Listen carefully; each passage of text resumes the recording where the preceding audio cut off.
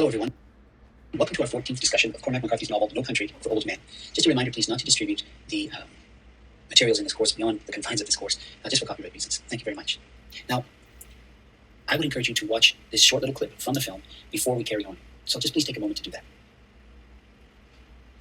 Okay, so in the novel, Moss has been killed. Shigur goes to put surveillance on the hotel room where Moss was killed. And he enters the crime scene and he searches for clues. He leaves the crime scene, but as he's leaving, he notices Sheriff Bell pull up. And Shigur stops to watch him. And Sheriff Bell enters the crime scene. And in the hotel room, Bell immediately discovers the doorknob that Shigur has blown out with his bolt gun. So he makes the connection with all the previous violence that Shigur is associated with. Bell recognizes this, of course, from Moss's trailer. And then he realizes that Shigur may be outside watching him. And it's a difficult choice for him to enter the room or to leave the room because Shigur, he knows, is entirely effective. Now, if you look on page 244 of the novel, it says he walked to the cruiser, studying the cars in the lot, pick up trucks for the most part. You could always see the muzzle flash first, just not first enough. Can you tell if someone else is watching you? So you can imagine, the film makes a big deal out of how difficult it is for Bell to enter the hotel room. But it would also be hard for him to leave the motel room because if Shigur's in the lot, he could easily shoot him from wherever he is. You can always see a gun flash before the bullet hits you, but as the novel says, just not first enough. This is on page 244. So Bell calls him back up and watches to see if Shigur will try and escape, if he's around. Of course, Shigur is too smart for that. Shigur seems to be long gone, even though in the film it sort of implies that he's in the room itself. The truth is that even when Bell came into the film, implies that Shigur was in the room when Bell entered, but Shigur leaves apparently when Bell's in searching the bathroom because Shigur doesn't even consider Bell a threat enough to kill. It's just not worth the problem. He knows that Bell is just too old and not effective enough. Why bother killing him? He's not really a problem. So this sort of breaks with tradition because usually in a tradition you'd have a confrontation between the so-called good person and the bad person. But in this story, the bad person doesn't even respect the good person enough to confront him. So he's really breaking with tradition. And stepping into that dark room takes true courage because Bell knows that Shigur may be in there, and Bell himself is certainly outclassed by Shigur. If there's going to be a fight, there's no question that Shigur is going to win. But Bell has moral decency. He has responsibility. He views it as his job to investigate what's going on here. So he does step into the room. But he just doesn't understand anything more about his threat. I mean, Shigur, his adversary, remains a complete mystery. There's no victory for Bell. There's no confrontation, no showdown. Shigur just obviously considers him incompetent. So all he's left with is this haunting feeling of fear that leads to this sort of immediate retirement after this case. He's sort of hollowed out by his experiences with Shigur. So if you turn to page 216 in the novel, at the end of the film, when he's talking with Loretta, you can see how damaged Bell is after his experiences with Shigur. But the novel goes into this a little bit more deeply. We have a passage on page 216, 217, where Bell is talking about these criminals. And here's what he says. They don't have no respect for the law. That ain't half of it. They don't even think about the law. They don't seem to even concern them. Of course, here a while back in San Antonio, they shot and killed a federal judge. I guess he concerned him. Add to that there's peace officers all along this border getting rich off of narcotics. That's a painful thing to know, or it is for me. I don't believe that was true even 10 years ago. A crooked peace officer is just a damned abomination. That's all you can say about it. He's 10 times worse than the criminal. I think for me, the worst of it is knowing that they have no respect for me. And that's very painful, very painful. It's done got way beyond anything you might have thought about even a few years ago. Here a while back, they found DC-4 over in Presidio County, just sitting out in the desert.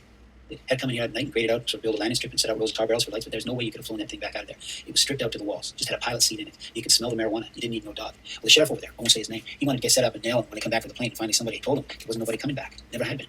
When he finally understood what it was they were saying to him, telling him, he just got real quiet, and then he turned around and got in his car and left. So that sheriff, who was waiting for them to come back, he suddenly understands what he's up against. How can law enforcement, these police officers don't get paid that much money, how can they compete with an adversary who's rich enough to buy a jet and just leave it in the middle of the desert? It's a hopeless war. The only thing that would keep a war like that going is moral decency, empathy for other human beings, sympathy and compassion. That's what Sheriff Bell and Sheriff Roscoe, the two old sheriffs, were talking about in the cafe after Moss died. It starts at an individual level, but it's slowly dissipating. And then Bell says on page 218, I think if you were Satan and you were sitting around trying to think of something that would just bring the human race to its knees, you'd probably come up with his narcotics. Maybe he did. I told that to somebody at breakfast the other morning. They asked me if I believed in Satan. I said, well, that ain't the point. And they said, I know, but do you?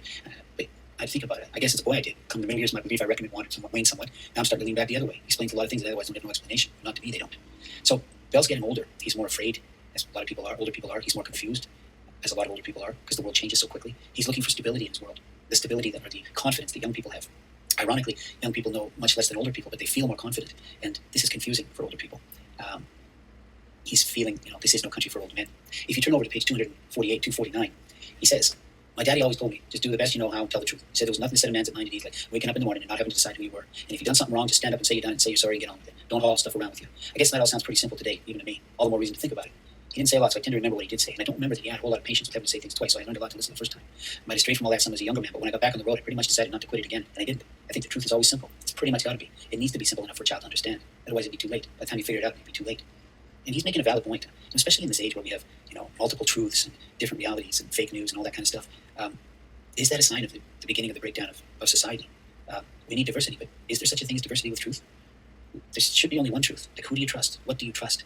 Um, he's trying to make the point that once we stop agreeing on what the truth is, it's too late.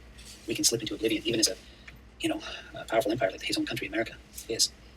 Meanwhile, Shiger, of course, continues to do his business with the cartels, and he goes back to see the cartels, and the cartels ask him, what do you want?